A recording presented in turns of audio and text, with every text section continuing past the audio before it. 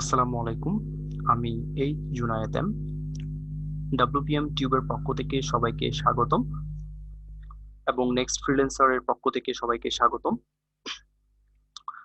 আজকের সেশনে আমরা আলোচনা করব সার্ভার কি এবং cPanel, ডোমেইন হোস্টিং এবং কিভাবে সবশেষে আমরা জানবো যে অ্যাকচুয়ালি কিভাবে ওয়ার্ডপ্রেস লাইভ সার্ভারে অথবা cPanel ইনস্টল করা যায়।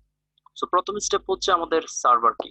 সার্ভার অ্যাকচুয়ালি যদি বলতে চাই রিয়েল লাইফ এক্সাম্পল দিয়ে, সার্ভার একটা কম্পিউটার। আমি এখানে খুলে রেখেছি গুগল থেকে যে ওয়েব সার্ভার। সার্ভার কি? সার্ভার হচ্ছে একটা কম্পিউটার যেটা মূলত আমার ওয়েবসাইটটাকে রান করবে। সো ওখানে আমার ওয়েব পেজ গুলো থাকবে, আমার ওয়েবসাইটটা টোটালি ওখানে থাকবে একটা নির্দিষ্ট জায়গা কম্পিউটারের। ওইখান থেকে আমার যে ওয়েবসাইট, ওয়েব পেজ সেগুলা শো হবে। এটা হচ্ছে মূলত সার্ভার।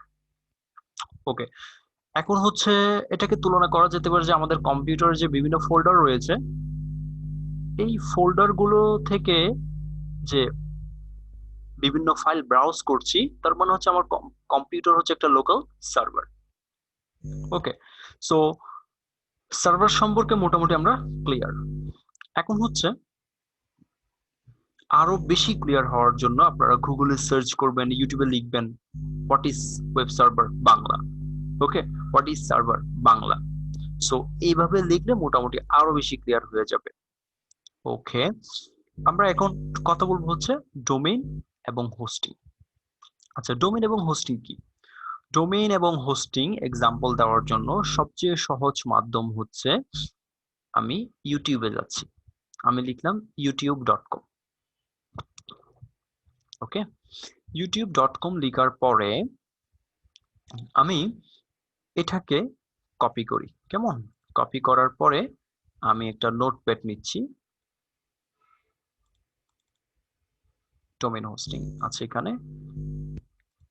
এখানে দেখতে পাচ্ছি আমি https://www.youtube.com।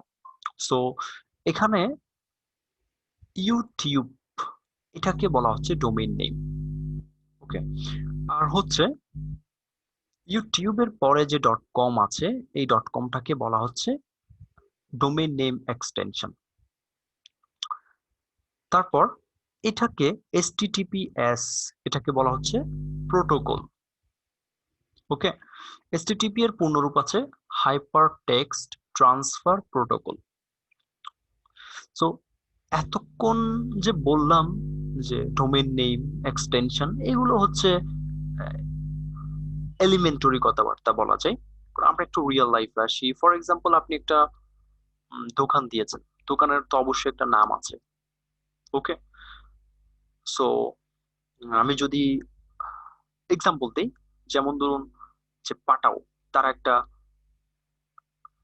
বিজনেস। ওকে, তো এই বিজনেসের মধ্যে পাটাও এটা হচ্ছে একটা নাম। ওকে, তো তাদের যদি একটা ওয়েবসাইট প্রয়োজন হয়, তাহলে তারা কি করবে? পাঠাও নাম দিয়ে তারা একটা ওয়েবসাইট খুলবে। সো এখানে পাঠাওটা হচ্ছে কি? এখানে পাঠাও এটাই হচ্ছে তাদের ডোমেইন নেম। এবং তারা যদি ওয়েবসাইট নেওয়ার সময় লিখে যে .com, তাহলে তাদের ডোমেইন নেমের এক্সটেনশন হচ্ছে কি? এক্সটেনশন হলো .com। এবং এই যে তাদের বিজনেস, বিজনেসের কিন্তু একটা অফিস আছে তাদের। ওকে, একটা না, অনেকগুলো অফিস আছে তাদের, বাট আমি এক্সাম্পল হিসেবে দিচ্ছি যে তাদের কিন্তু একটা অফিস আছে। তো এই অফিসটাই হচ্ছে মূলত হোস্টিং। তার মানে পাঠাও যেটা লেখা আছে সেটা হচ্ছে ডোমেইন, আর তাদের যে অফিস সেটা হচ্ছে হোস্টিং। তার মানে ডোমেইনও বুঝতে পেরেছি আমরা, হোস্টিংও বুঝতে পেরেছি। এখন যদি আমাদের ওয়েবসাইটে চলে আসি আবার, তাহলে পাঠাও.com এটা হচ্ছে ডোমেইন নেম। এবং এই পাঠাও.com এর মধ্যে যত ইনফরমেশন গুলো আছে সেগুলো কিন্তু কোথায় আছে? তাদের অফিসে। তার মানে হচ্ছে যত ইনফরমেশন আছে সবগুলো হোস্টিং এর মধ্যে আছে। হোস্টিং মানে হচ্ছে অফিস। সো ডোমেইনও ক্লিয়ার, হোস্টিংও ক্লিয়ার। এখন হচ্ছে যখন আপনি প্রফেশনালি ওয়েবসাইট ডেভেলপার হিসেবে কাজ করবেন, আপনার কিন্তু একটা ওয়েবসাইট প্রয়োজন হবে। তখন কিন্তু আপনাকে নিজের জন্য একটা ডোমেইন পারচেজ করতে হবে, হোস্টিং পারচেজ করতে হবে। এগুলো আপনি বিভিন্ন যে ডোমেন এবং হোস্টিং সার্ভিস প্রোভাইডার আছে তাদের থেকে ক্রয় করে নিতে হবে। সো অনেকগুলো এক্সটেনশন রয়েছে, যে ডট কম, তারপর আছে ডট অর্গ, তারপর ডট নেট, আরো অনেকগুলো আছে। এগুলোর মধ্যে যে মিনিংস আছে সেটা হলো ডট কম বলতে কমার্শিয়াল, ডট অর্গ বলতে অর্গানাইজেশন, ডট নেট বলতে ডট নেটওয়ার্ক। সো আরো অনেকগুলো এক্সটেনশন রয়েছে, আপনারা গুগল সার্চ করবেন, ইউটিউব সার্চ করবেন, তাহলে আরো অনেকগুলো এক্সটেনশনের পরিচয় পাবেন। আচ্ছা, আমরা এটা বুঝতে পেরেছি। এখন ডোমেইনও ক্লিয়ার, হোস্টিংও ক্লিয়ার। সো আমরা একটু মুভ করি, আমরা সি প্যানেলে যাব। সি প্যানেলটা কি? অ্যাকচুয়ালি সি প্যানেল হচ্ছে একটা কন্ট্রোল প্যানেল বলা যায়। অর্থাৎ আমরা যে ওয়েবসাইটটা তৈরি করব সেটা অবশ্যই ডোমেন এবং হোস্টিং এর আন্ডারে থাকবে। এখন এই যে অফিস আছে, অফিসটাকে মেনটেন করার জন্য তো বিভিন্ন মানুষ দরকার। তো এই মেনটেন করার জন্যই মূলত একটা সিস্টেম থাকে, ওকে, অ্যাডমিন প্যানেল থাকে। ঠিক তেমনি ওয়েবসাইটেও ওয়েবসাইট ম্যানেজ করার জন্য একটা প্যানেল থাকে যেটাকে বলা হয় কন্ট্রোল প্যানেল। তার মানে হচ্ছে হোস্টিং ম্যানেজ করার জন্য যে প্যানেলটা থাকে, অর্থাৎ আপনার ওয়েবসাইটের জায়গাগুলোকে, ইনফরমেশন গুলোকে ম্যানেজ করার জন্য যে একটা কন্ট্রোল প্যানেল, সেটাই হচ্ছে মূলত ওয়েবসাইটের ক্ষেত্রে সি প্যানেল। এই সি প্যানেলের কাজ হচ্ছে মূলত আপনার হোস্টিংটাকে ম্যানেজ করা। ওকে, ওকে, সো আমরা সি প্যানেল সম্পর্কেও মোটামুটি জানলাম। এখন আরো বেশি যদি জানতে চাই কি করব আমরা? আমরা ইউটিউব আসবো, এখানে বলবো সি প্যানেল বাংলা টিউটোরিয়াল 2020 লিখার পরে আমরা দেখতে পাবো অনেকেই কিন্তু এখানে টিউটোরিয়াল রেডি করে রেখেছে। সো আমরা এগুলো দেখব আরো বিস্তারিত জানার জন্য। ওকে, যাই হোক, আমরা এখন সি প্যানেলে যাব। অ্যাকচুয়ালি আপনি যখন ডোমেন এবং হোস্টিং পারচেস করবেন তখন আপনাকে যেখান থেকে আপনি ডোমেন হোস্টিং পারচেস করবেন তারা একটা সি প্যানেল দিয়ে দিবে, যাতে আপনি আপনার ওয়েবসাইটের ওই হোস্টিংটা ম্যানেজ করতে পারেন, ডোমেইনটা ম্যানেজ করতে পারেন, টোটাল ওয়েবসাইটটা ম্যানেজ করতে পারেন। সো আমরা যে সি প্যানেল যাব এখন, সেটা হচ্ছে আমাদের ওয়েবসাইটের সি প্যানেল। আমি এখানে লিখছি আমাদের ওয়েবসাইটের নাম, নেক্সট ফ্রিল্যান্সার ডট টেক। লিখার পরে আমি এখানে স্ল্যাশ দিয়ে লিখবো cPanel. So cPanel লিখার পরে আমাকে লগ ইন পেজে নিয়ে যাবে। তো যখন আপনি কারো কোনো কোম্পানি থেকে ডোমেন হোস্টিং কিনবেন, সি প্যানেলের সাথে তারা লগ ইনের ইউজার নেম এবং পাসওয়ার্ডও তারা প্রোভাইড করবে। আপনি ওই কাঙ্ক্ষিত ইউজার নেম এবং পাসওয়ার্ড দিয়ে লগ ইন করতে হবে।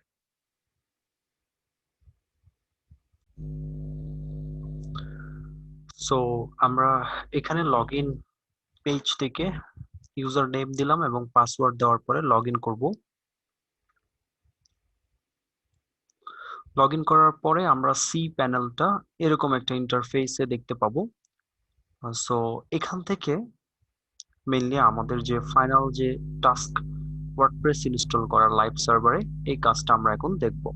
সো লাইভ সার্ভারে ওয়ার্ডপ্রেস ইনস্টল করা খুব ইজি, 1 মিনিটেরও কম সময়ে আমরা ওয়ার্ডপ্রেস ইনস্টল করি। আমরা এই ইন্টারফেসের একেবারে নিচে চলে যাব। নিচে যাওয়ার পরে এখানে দেখতে পাবো ওয়ার্ডপ্রেস লেখা আছে, উপরে লেখা আছে সফটাকুলাস অ্যাপস ইনস্টলার। এখানে ওয়ার্ডপ্রেস আছে, ওয়ার্ডপ্রেসে ক্লিক করব। ক্লিক করার পরে এখান থেকে আমরা ইনস্টল নাও ক্লিক করব। আমরা নিচে দেখতে পাবো যে অ্যাডমিনের ইউজার নেম দিতে বলছে, আমরা এখানে অ্যাডমিনের ইউজার নেম এটা দিলাম এবং পাসওয়ার্ড যেটা দিয়েছে তারা সেটা দিলাম। এরপরে আমরা এখানে অ্যাডমিনের ইমেল আইডি দিব। দেওয়ার পরে বাকি যেগুলা যেরকম আছে থাকবে, ইনস্টলে ক্লিক করব।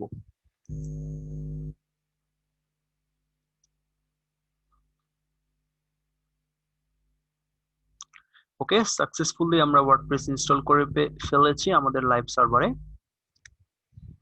সো এই হচ্ছে আমাদের ওয়ার্ডপ্রেসের যে ড্যাশবোর্ডটা। এবং যদি আমরা সাইটে ভিজিট করতে চাই, এই যে এটাতে ক্লিক করতে হবে। তাহলে আমরা আমাদের সাইটটা দেখতে পাবো যে মাই ব্লগ, এবং ড্যাশবোর্ড হচ্ছে এটা। এটাই হচ্ছে আমাদের ওয়ার্ডপ্রেসের ড্যাশবোর্ড, এবং এটা হচ্ছে ওয়ার্ডপ্রেস ড্যাশবোর্ডের লিংক, এবং এটা হচ্ছে ওয়েবসাইট। সো আশা করি সবাই বুঝতে পেরেছেন কিভাবে আহ, যে লাইভ সার্ভারে ওয়ার্ডপ্রেস ইনস্টল করতে হয়, এবং সার্ভার, সিপ্যানেল, ডোমেন হোস্টিং সম্পর্কে মোটামুটি বিস্তারিতভাবে বুঝতে পেরেছেন। সো সবাইকে ধন্যবাদ। আল্লাহ হাফেজ।